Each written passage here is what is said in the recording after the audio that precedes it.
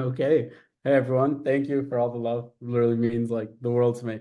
I was thinking of what I feel like could make this session most helpful. So I want to go through like a quick rundown of kind of like what I've sort of done up until this point. And then I really just want you guys to be able to like ask me anything that could be helpful. And I just want to answer all whatever questions that might be useful to y'all. So my like quick couple minute story. Was growing up, I didn't really grow up in any kind of like household where I knew anything about CS or software engineering or anything like that. I kind of like my parents immigrated here from Armenia. Growing up, I felt like I only can be a doctor or a lawyer. It's kind of what I was told. I decided I don't want to become a doctor, so law was like the only other option. And then it was only until I went to UCLA. So I got accepted to UCLA as like a psychology major. And during that summer, it kind of like started to hit me that I don't know if I want to go to like my bachelor's for 4 years and then go to law school for like another 3 years and not start working for like another 7 to 8 years. That just felt like way too far away. And so I wanted to kind of find some kind of career path that would let me get into the workforce after graduating with my bachelor's degree. And again, at this time, like I don't know anyone who codes.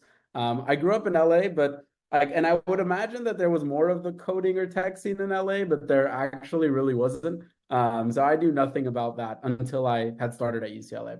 So during that time, I kind of made a decision to explore going into like finance, which was like investment banking or private equity, kind of like jobs like that. And it was only until freshman year at UCLA where CS was honestly like everywhere around me. I feel like everyone was talking about how software engineers have like these really cool jobs and work-life balance and all of these sort of things. And so honestly, I had like a bit of FOMO. I felt like I knew nothing about CS, and I felt like I was missing out. And so I was like, I should just like try to teach myself how to code. So I just sort of like went online and there was like this boot camp called like Open App Academy. It had like free like coding courses. I started learning in like Ruby was my first language. Did like a little bit of that before I was able to actually change my major at UCLA. And then from there, the very first like official internship that I did was one that I didn't really expect to get. I started applying for like recruiting season really late. It was my freshman year, but it was in like past winter, so maybe like February or something like that. And I felt like I was way past any of the recruiting seasons. I was able to get like two interviews at that time. One was SpaceX, which I like absolutely bombed. I feel like SpaceX will never call me ever again. And the second one was at Tinder, which like luckily worked out. And so that was like my first ever internship that I did. At Tinder, I was like on a back end team doing like recommendations work. And then from there, I kind of like really fell in love with interning. I felt like I was learning so much. Interning just feels kind of like a cheat code to me, where like you get all of these really senior and way smarter than you people to kind of like spend their time dedicated to teaching you things, and you like make a lot of money for a college student, while also just like getting more resume experience. And so I kind of like really enjoyed that, and I was like, I want to like intern as much as I possibly can. I was learning so much more than like sitting in class, and so that's kind of like what I made my goal. In the fall after that, I had like two part-time internships after Tinder. One was at BitGo and one was at like JPL. And then after that, I interned at Figma in the winter, Netflix in the summer. And then I accepted Figma's return offer to return full time and some other like things along the way. But that's like a high level of kind of like how I got here. Some things that might be relatable. When I first like was switching into CS, I had hella imposter syndrome. I felt like I never saw myself as an engineer and I knew nothing about coding or anything like that. So I really didn't feel like I had what it took to be an engineer. So I kind of like had to deal with that during the time. Some things I can't speak a ton about are like career fairs or conferences like that. I haven't really gone to many. And I haven't done like a ton of hackathons either. So I think some of the previous panelists, Yasin included, are like really good in the hackathon game and the world like that. But that's kind of like what my experience up until now has been. And I would just love to like open the floor to y'all to answer any questions. On the question of do I speak any other languages but English, I do speak Armenian. So I have a question, Mark, that I had written down. 2 years undergrad? How did that work?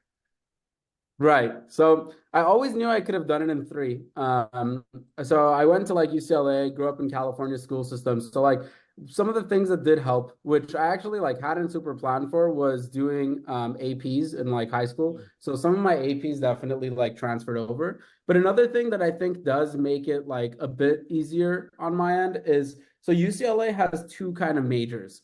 We have like the engineering department that has an official like computer science, like a BS and CS kind of major. Since I had gotten into UCLA as a psychology major, the transfer process for going into like the engineering school was actually like way longer. It would like delay me like a year or something like that. And so UCLA actually has this other major called linguistics and computer science, which isn't two separate majors, like it's a joint major. That's actually like a bachelor of arts. And so basically what that does is it has all the core computer science curriculum, but like our CS major has like some extracurricular like physics courses and like electrical engineering courses, even as a CS major. And in the linguistics department, that is replaced with like linguistics classes. And so I think the chain of prerequisites is a little bit simpler in linguistics and CS than in actual CS at UCLA. So I think like that played to my advantage. And I also felt like summers were just like a cheat code. I took like 4 classes every summer because I felt like they were just like Oh accelerated my versions, God.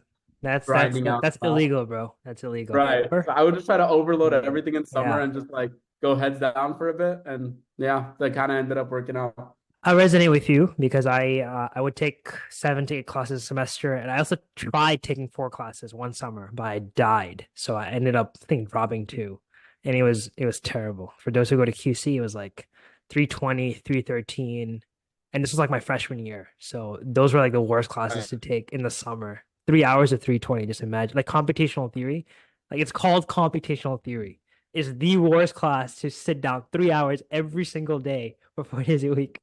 Hated it. Computational linguistics Hated it. too is a brutal class. One thing I, I will say too, though, what makes it easier, like before I really had any internships, my first year, I kind of like I had like a pretty high GPA. I was like doing good in my classes. The second year, like I definitely you let off the gas a bit when you feel like the career side of things are like working out. So like there was a time where when I was at Figma, I was so close to graduating that I didn't want to like push it another year. So I had like 4 classes at UCLA when I was living in San Francisco for Figma. So like there were days where I flew from San Francisco to LA to take a test and then flew back to San dude, that's Francisco crazy. just to That's like crazy. I just wanted to be done with it. And I All got right, like Mark. Let's ask the decade-old question, and then we'll jump into the chat, guys. So drop in the chat if you have some questions. Again, if you can, please make your question like 2 lines, so it's easy to read, or 1 line. Um, Mark, folks have an age-old question. Should I tell me. stay in school for an extra year and potentially do 3 internships, or should I get my 1 or 2 internship, try to get a full-time job and get a 1 year experience? It's a great question. One thing I have had a couple friends who recently like went through something like this. One thing I have encouraged is if you are feeling like you're gonna take an extra year or you want to do that for internship sake, I've always found it kind of cool to see like if you'd be open to doing a master's instead of like delaying your bachelor's an extra year. Because lately there's been a lot of like these master's courses which like just add an additional year. Like over at UCLA, we have a program where if you're in the computer science department you can stay just 1 extra year and also graduate with a master's. So that's kind of like a cool trick that like gives you a slightly leg up with like a fancier degree, while also getting to do more internships along the way. Generally speaking, though, like I think you will always have time to do like your full-time work, but you won't always have time to intern. And so internships are like this really cool way where you can chain a lot of experiences and sort of like get to meet a lot of people, sort of like really land on what it is that you like to do. Like for me, I my first role was like Tinder backend. I don't enjoy doing backend anymore, but like the experience is what taught that to me. So I did like backend and then I did like a full front end role at Figma. I kind of landed on something that was a little more like full stack. And lately I've been interested in like design and engineering, so like a middle ground between there. So I would say like it's easy to fall into this feeling of like we're falling behind or like we need a like your friend graduated last year and is working making whatever $100,000 at like some company. But like life is long, I'd say. And if you're like still want to take some time to like doing an extra internship or something, I really don't think in the grand scheme of it you're ever gonna look back and be like, wow, I wasted 8 Amazing. months to do like. Amazing. So, Mark, you did want to answer some of the questions. Um, Bad market today. Terrible market. Yeah. Like, what would you do, like in this market? You know, everything. Like, imagine Mark, zero internship, five Yeah. years in college, started coding like very recently. You're kind of Yeah. doing everything you can. What do you do? Nothing seems to work. Asan asked this question. I think so. It's similar to the way that like I try to approach this. And so I think when you're in the earliest stages, kind of like the example that you gave, I think the market conditions actually like don't really matter that much because your earliest examples of like experience and building your resume shouldn't really depend on like these big corporation recruiting processes and stuff. Like my first three internships that kind of went on my resume were just like different organizations at my school or like in my local community. And so like one was I worked for like my school's newspaper. It was like free. I worked for like 10 hours or 15 hours a week, but it was like already resume experience where I was like building software with a team. After that at UCLA, we have like this website called like Bruin Shack, and alumni made it. It was like a side project for them, help students find like off-campus housing, but it has like a couple thousand users. And so I interned there. It was again for free. But like I started to, regardless of market conditions, just kind of like spend my own time, almost like my extracurricular time, to already start building up some experiences.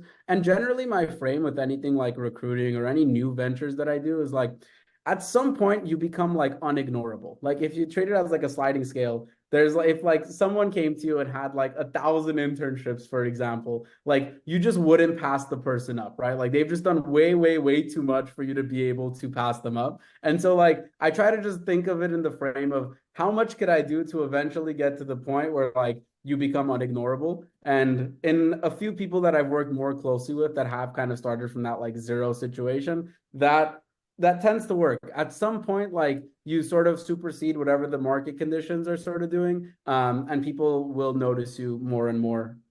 So I do like the bigger piece of advice I'd say is like when you're first starting out, you like doesn't matter if Google or Amazon is laying people off, not accepting offers or this and that. There's a ton of things you can do to build up your resume before then, and like just keep at that because the rest will always like ebb and flow. That's what I would do, at least. Amazing, amazing. So, Mark, I'm gonna try to like ask another question. If you can, please make it in like a 30-second quick, like your first thought Cool. that comes to your mind. I'll rapid fire these. Which one would you recommend? Delight asked this question: a mobile app dev project or machine learning project in this as they prepare for the summer 2024? Depends what you want to do. Like if you want to be a mobile dev, you should probably have a mobile project. Um, or if you want to be more into AI or machine learning, you should do that. I don't think one will have a slightly more leg up. I think one thing that is cool is like leaning into a story of like, I really like mobile engineering, so I've built a lot of mobile projects, or vice versa. It's cool to like differentiate in that way. Um, you noted you never saw yourself as a software engineer, and this is Delita asked this. How does this perspective impact your approach and your role at Figma? So think about this as an unorthodox background. Do you have a unique lens, right? That makes you, you know, a certain, person in the room, or original thought. Do you feel that or not really? I think I could see it to some degree. The part of it that I feel like always carries with me, I think it'll vary from person to person, but like before this, I was interested in like finance and business. And so like even as an engineer now, I still find myself a lot more interested in like the business aspect of whatever it is that I'm working on, compared to some of my like coworkers that I feel like tend to go a lot deeper in like the technical engineering realm. I like to kind of like be closer to the end user and the business side of things. Okay, okay. So that's more of like a interest or passion, not necessarily background, right? Right, right. Um, how did your parents react to you doing CS, an unconventional field for them? So Flora asks this That, question. that's a great question. It was an interesting situation because like my parents had like a lot of faith in me to like figure things out. Because I just like had done well in school and stuff up until then, but they were definitely hesitant. Like my parents told me that they don't see me as an engineer, which was like a little bit of a bullet to swallow. But kind of like the feeling was sort of like step by step. We'll just try it out for a bit, see how it goes. And I tried to like reassure them incrementally along the way, or like as I would learn things, sort of share it with them. Kind of see here, tag Mark. Mark, not that this is a question I can even ask you, but where can people follow you? You got a new thing LinkedIn going would be on? more place. LinkedIn and maybe a bit of YouTube. YouTube. Guys, definitely check out Mark's YouTube channel. Mark has an up and coming YouTube channel. So Mark, if you want to just share that in the chat, I think that'll be cool. I'm happy to also plug that into like our mail list afterwards. So again, if you want to check out Mark, follow him a little bit more, check out his YouTube.